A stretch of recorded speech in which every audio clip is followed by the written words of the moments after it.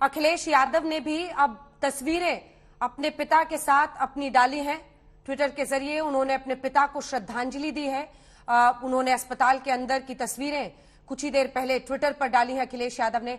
शरद प्रधान जी, एक ऐसे नेता अखिलेश मुलायम सिंह यादव जिन्होंने तमाम राजनीतिक पार्टियों में इस देश में सामाजिक लड़ाई के पूरे सफर में एक अमिट छाप छोड़ी है, एक ऐसी नींव बनाई है जिसकी बिसात पर न जाने कितने समाजवादी नेता अलग अलग जगहों पर अलग अलग तरह की लड़ाइयां लड़ रहे हैं राजनीतिक रूप से, लेकिन उन सब के जड़ में अगर हम देखें तो एक जबरदस्त नींव उन्होंने रखी है। और यही तस्वीर जिसका मैं जिक्र कर रही थी, अखिलेश यादव ने कुछ देर पहले मुलायम सिंह यादव जी की डाली है अस्पताल में उन्हें अंतिम श्रद्धांजलि देने के बाद।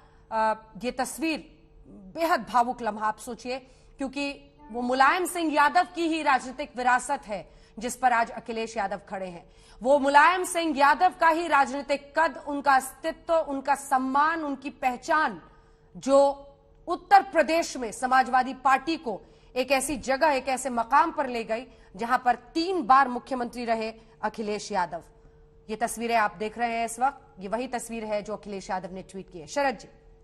हाँ, 3 बार मुलायम सिंह यादव रहे अखिलेश यादव नहीं। ये जो है, मैं ये कहना चाहूंगा कि मुलायम सिंह यादव की एक यूनिक पोजीशन रही है, क्योंकि जिस तरीके से वो राजनीति में आए, जेपी मूवमेंट के जरिए से उनका राइज हुआ। इलेक्शन तो पहली बार उन्होंने 67 में लड़ा था, लेकिन उनका जो राइज हुआ पॉलिटिक्स में वो 77 के बाद हुआ, जब वो इंदिरा गांधी की इमरजेंसी के अगेंस्ट उनको जेल में डाला गया। और उसके बाद उनका जो राइज हुआ, जब जनता पार्टी बनी तो उसमें वो यूपी में मिनिस्टर बनाए गए सन 77 में। और फिर उनका उसके बाद मतलब there was only no looking back, वो बढ़ते ही गए। और उन्होंने जिस तरीके से राजनीति करी, अपनी टर्म्स पे करी। सबसे बड़ी बात यह थी कि उन्होंने अपनी टर्म्स पे राजनीति करी, कभी किसी के दबाव में नहीं करी। और जो उनके अपनी जो उद्देश्य थे, अपने जो प्रिंसिपल्स थे, उन पे वो डटे रहते थे चाहे कुछ भी हो जाए। और उसमें तमाम उन्होंने दोस्त दुश्मन सब क्रिएट किए, लेकिन ये था कि हमेशा आगे देखते रहते थे, पीछे की तरफ मुड़ के नहीं देखते थे। और यही चीज थी जिसके जरिए से उन्होंने अपने नए अलायंसेस बनाए, समाजवादी पार्टी को खड़ा किया ऐसे स्तर पे कि वो राष्ट्रीय पॉलिटिक्स में भी रेलेवेंस उसकी क्रिएट हो गई। वरना आमतौर पे रीजनल पार्टीज अपने आप को इस तरीके का नहीं बना पाती हैं कि नेशनल लेवल पे उनकी रेलेवेंस हो। और यही वजह थी कि वो उत्तर प्रदेश के 3 बार मुख्यमंत्री रहने के बाद वो के बीच में ही वो देश के रक्षा मंत्री भी रहे। लेकिन उनकी, और जब जब उनकी एडवर्सिटी कोई होती थी, उनके खिलाफ कुछ, तो उससे निकलना वो जानते थे। वो जो आपने कहा कि वो पहलवान थे, और उनके बारे में मशहूर था कि एक वो धोबी पाट करके एक दांव होता है कुश्ती में, ट्रेडिशनल कुश्ती में, जिसके वो एक्सपर्ट थे। तो वो जब लगता था कि बिल्कुल गिर गए, तब वो पलट करके वो धोबी पाट चलाते थे और दूसरों को, अपने विरोधियों को हरा देते थे। और वही चीज उन्होंने जो कि कुश्ती के अखाड़े में सीखी, वही राजनीति में फॉलो करी।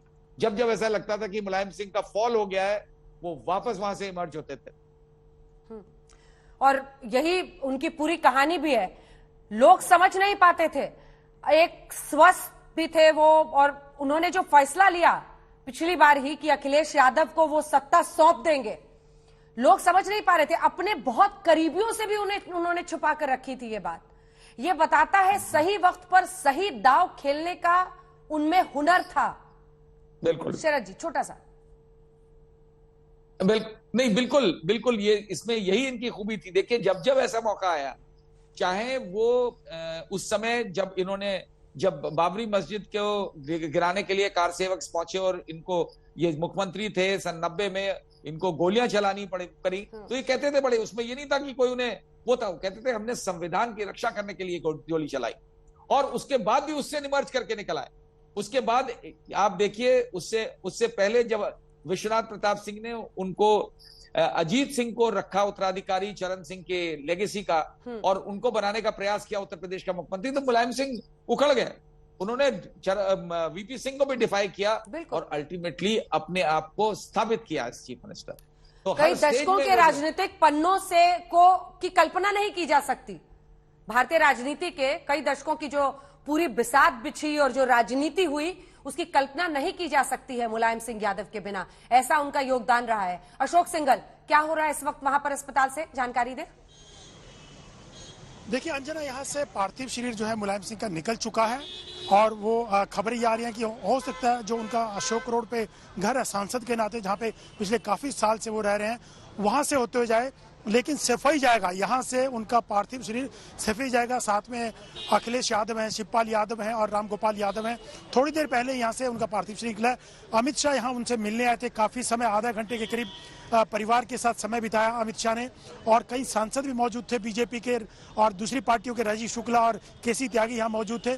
और यहाँ से सफाई उनके पार्थिव शरीर को लेके जाएगा और कल 3 बजे उनका अंतिम संस्कार किया जाएगा, जहां पर बाकी पार्टियों के नेता वहां मौजूद होंगे। रक्षा मंत्री राजनाथ सिंह सहित चाहे वो यूपी के नेता हो या दूसरी पार्टियों के नेता, वहां पर अंतिम संस्कार में शामिल होंगे। ये तस्वीरें हम दिखा रहे हैं, इस वक्त दिखा रहे हैं तस्वीरें। ये उनका पार्थिव शरीर वहां से निकल चुका है, मेदांता अस्पताल से रवाना हो गया है। अभी जानकारी अशोक दे रहे हैं, ऐसा मुमकिन है कि दिल्ली स्थित उनके आवास पर उनका पार्थिव शरीर पहले जाए, लेकिन अंततः उनका पार्थिव शरीर सैफई पहुंचना है, जहां 3 बजे कल उनका अंतिम संस्कार होगा।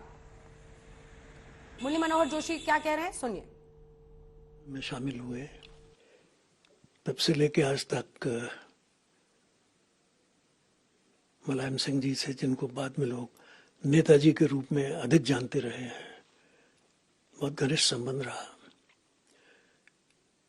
चौधरी साहब के तिरोधान के बाद तो फिर वो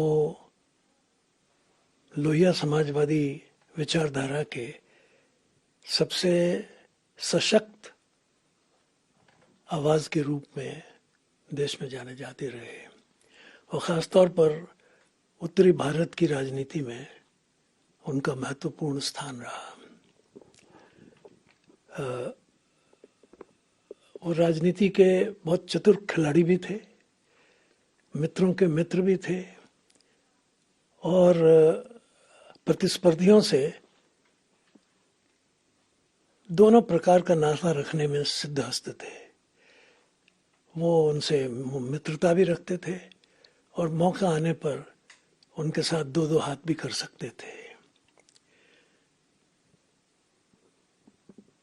लेकिन एक समय ऐसा था जब वो कांग्रेस के बहुत प्रमुख विरोधी के रूप में उत्तर प्रदेश में और संसद में प्रमुख आवाज, सशक्त आवाज के रूप में, और कम से कम वो एक ऐसी आवाज थे जो किसानों की, मजदूरों की और पिछड़े लोगों के लिए हिम्मत के साथ खड़े होने का एक ऐसा नेतृत्व प्रदान करते थे कि जिस पर लोगों को भरोसा भी था। उनके जाने से एक रिक्तता हुई है। उस प्रकार का संघर्षशील नेतृत्व अब देखने में मिलता नहीं है।